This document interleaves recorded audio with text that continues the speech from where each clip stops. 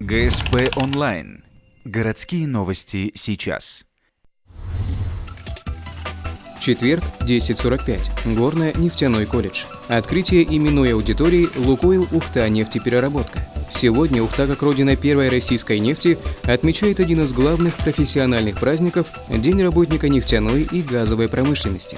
Поздравить студентов и руководство приехал временно исполняющий обязанности главы республики Вячеслав Гайзер.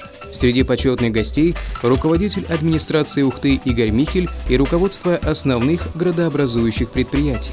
Сегодня для студентов колледжа двери открывает новый учебный кабинет, оснащенный по последнему слову техники. Интерактивная доска, 25 ноутбуков, объединенных доступом в сеть интернет и тренажерами, имитирующими работу нефтяников. Все это необходимо для повышения качества обучения. Шаг за шагом, от слов к делу, продвигаемся по пути модернизации нашего профессионального образования в том виде, который мы все от него ждем. И то, что университет Ухтинский и все его, так сказать, составные части, яркий пример этого, а уж тем более в день очень знаменательный для республики, вот такое событие происходит, это лишнее тому подтверждение. В рамках мероприятия открыли новые площадки на учебном полигоне. Предприятия Транснефти Лукойл Коми оборудовали их наглядными пособиями для будущих нефтяников.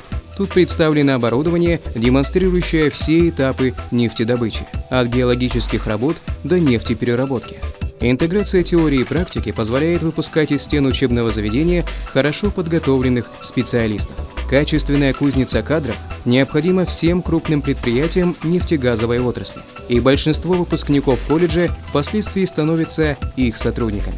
В планах учебного заведения открытие еще одной площадки, демонстрирующей добычу природного газа. Ее обещают построить в следующем году.